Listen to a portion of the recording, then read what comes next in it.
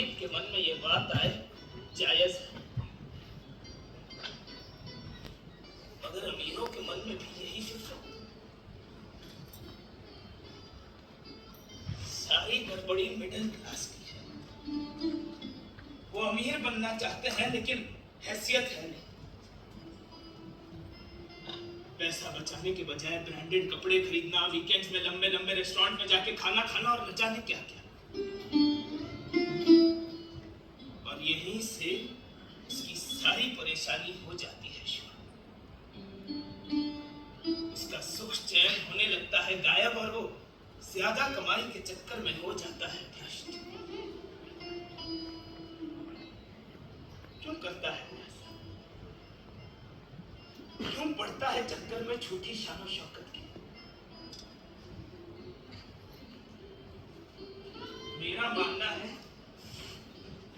कि जब कोई बड़ा वर्ग पथभ्रष्ट हो जाता है तब उसके पीछे कोई निजी कारण नहीं, कहीं ना कहीं सिस्टम यानी व्यवस्था की ही गड़बड़ी है। मैं पहले से ही लिखता आया, पूंजीवाद लंबी लंबी गाड़ियों में नहीं, बड़े बड़े मकानों में भी नहीं, फैक्ट्रियों में भी नहीं, पाइप के अंदर सोने वाले व्यक्ति पर भी असर करता है।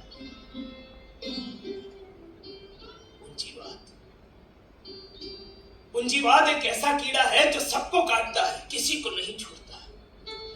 अभी भी वक्त है इस पूंजीवाद के कीड़े का समूल नाश कर दिया जाए, वरना वो दिन दूर नहीं कि पैसे के चक्कर में भाई भाई को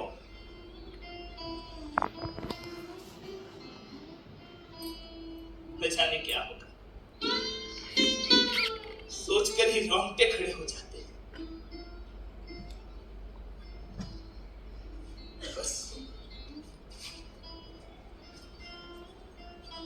अब और नहीं लिख सकता।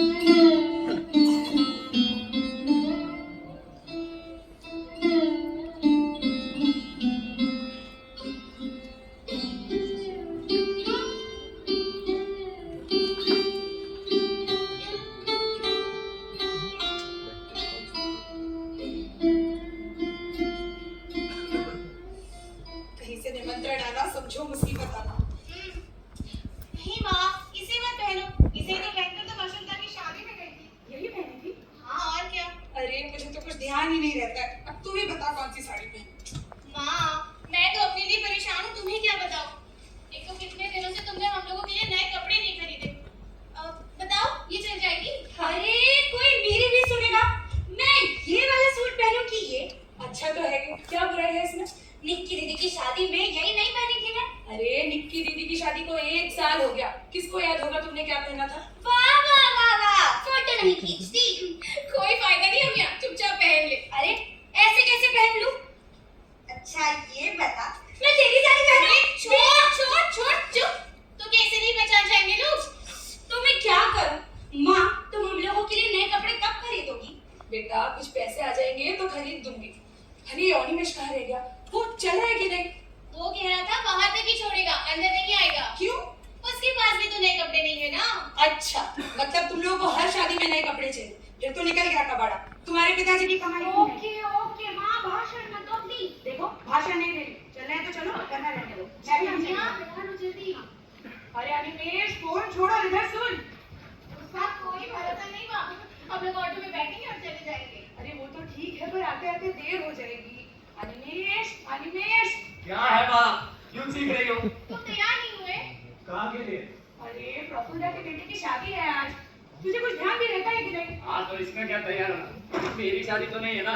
तू कभी सीधे मुंह बात क्यों नहीं कर सकता? सॉरी, मेरा मतलब है कि प्रफुल्ला के बेटे की शादी है तो मुझे क्यों तैयार होना, मेरी शादी तो नहीं है ना। उस दिन तो हमें नए कपड़े मिलेंगे ना माँ, उम्मीद मत कर, क्योंकि वो दिन तो कभी आने वाला ही नहीं है। माँ ये सब क्या है? क्या?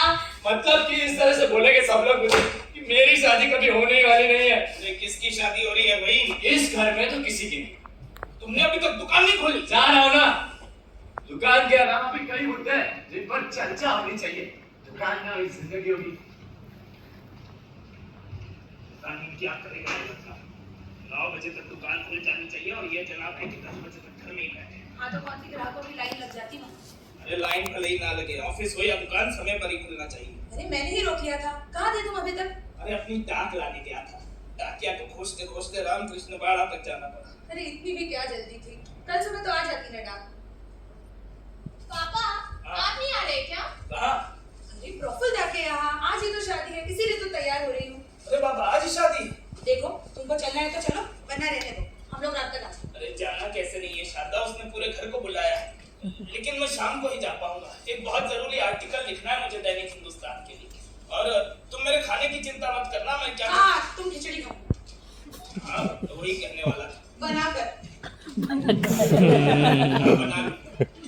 पापा, मैं क्या कह रही थी, खिचड़ी 10 मिनट में बन जाएगी, मैं बना दूं? हाँ बेटा ये ठीक रहेगा, ऐसा ही। ठंडी नहीं हो जाएगी तब तक? हाँ ठंडी हो जाएगी, सही कहती है तुम्हारी माँ। देखो मैं तैयार हुई नहीं। कैसी लग रही हूँ? अब रही उम्र के हिसाब से। मेरी उम्र छोड़ो, कुछ करो। ये घर ऐसे ही कब तक चलेगा? बच्चे अब बड़े हो गए हैं, पूरे 2 साल हो गए हमने उनको कपड़े नहीं लेके दिए हैं। अब शांत हो जाओ, ये देखो 2000 का चेक आया है। अरे ये 2-2 हजार के चेक से क्या होगा? ये तो खाने पीने में ही खर्चा हो जाता है। हमें बड़े पैसे की जरूरत है। इस घर की हालत देखो, इस घर की मरम्मत, बेटियों की शादी, बेटे की पढ़ाई, सब तो रुका हुआ है। मैं अब आगे पढ़ने वाला नहीं हूँ। तो फिर आ गया? सारी भूल गया हूँ। इसका तो मुझे कुछ समझ में नहीं आता है। तो क्या तू जिंदगी भर परचून की दुकान ही करेगा? मेरा बस चलेगा ना तो एक भी दिन नहीं करूंगा, लेकिन करूँ क्या? पूंजी है नहीं, नौकरी है नहीं, घर बैठूं तो इनके ताने सुनूं। इससे तो अच्छा मैं दुकान में ही बैठूं। बेटा कोई भी काम छोटा या बड़ा नहीं होता, मन से करोगे तो सब अच्छा लगेगा। अच्छा, मैंने इंजीनियरिंग की पढ़ाई ये परचून की दुकान करने के लिए की है। अरे तो किसने कहा था इंजीनियरिंग करने को? मेरा खुद का निर्णय था। क्या मैं खुद फैसला भी नहीं कर सकता कि मुझे क्या पढ़ना है? तो अभी कर लिया ना फैसला। हाँ तो मुझे काम क्यों नहीं मिल रहा है? मैं इंजीनियरिंग का जॉब करना चाहता हूँ, लेकिन करनी पड़ रही है ये परचून की दुकान। मन लगेगा मेरा। माँ, माँ, माँ। दुकान खोल। चाहता हूँ, पहले आप चप्पल नीचे रखिए। जब देखो तब मुझे डांटते रहते हैं। और सुन, एक ऑटो बुला ला और भाड़ा पहले ही तय कर देना, बाद में चिक चिक ना। आप भी बता दीजिए, पहले कौन सा काम करूं? ऑर्डर लाऊं कि दुकान खोलूं?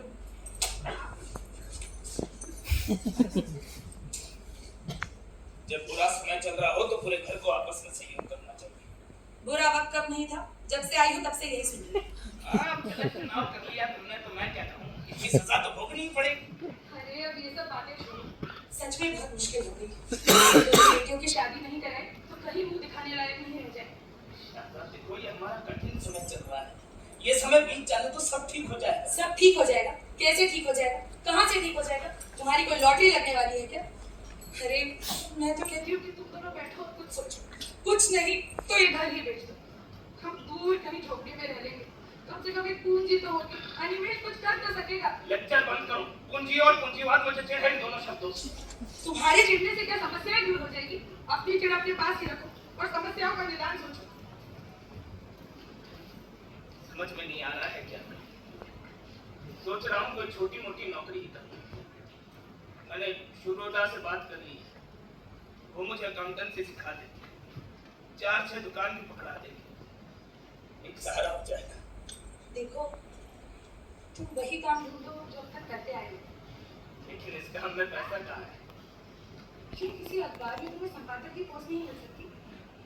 हाँ मिल सकती है, क्यों नहीं मिल सकती? एक संपादक की सारी काबिलियतें मुझ में है, लेकिन शारदा मैंने आज तक किसी के आगे हाथ नहीं फैलाया और इस उम्र में ना ही फैला सकता। हाँ अगर अपने आप कहीं से कोई प्रस्ताव आ जाए तो फिर। अरे तुम छोड़ो ये सब बातें, ज्यादा मत सोचो। हम लोग जा रहे हैं, रात तक आ जाएंगे, तुम अपना काम कर लेना। हम लोग तैयार हो गए हैं माँ। अरे हो गए तैयार तुम लोग। अब मैं क्या कह रही थी कि व्यवहार में कितना देना चाहिए? अरे 101 दे दे। 101? अरे नहीं, 100 रुपए में आजकल क्या आता है, कम से कम 500 तो देना ही पड़ेगा। अरे शांता, ये एक शगुन है बाबा, चाहे 101। अरे तुम रहने दो, मुझे जितना समझेगा मैं दे दूंगी। ठीक। ऑटो आ गया है, 200 रुपए लेगा। क्यों? 200 रुपए? ये लौटा दे। और सुनो, अब बस से चली जाओ तुम। बस से? ज्यादा लचीले फ्लाइट मत बनाओ। मैं तो चला दुकान पे, दुकान देखनी है ना। जा जल्दी। सुन, देर हो जाएगी तो लेने आ जाना। चलो माँ, बाय पापा। दरवाजा बंद कर लेना पापा, और खिचड़ी बना के खा लेना, बिना खाए ना बैठे रहना। हाँ बाबा ठीक है, आराम से जाना तुम लोग।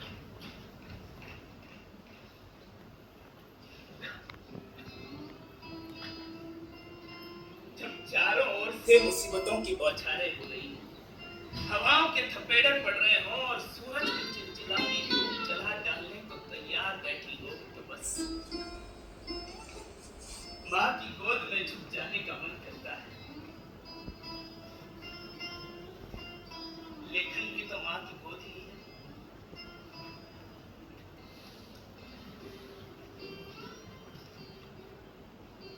अनवरत संघर्ष,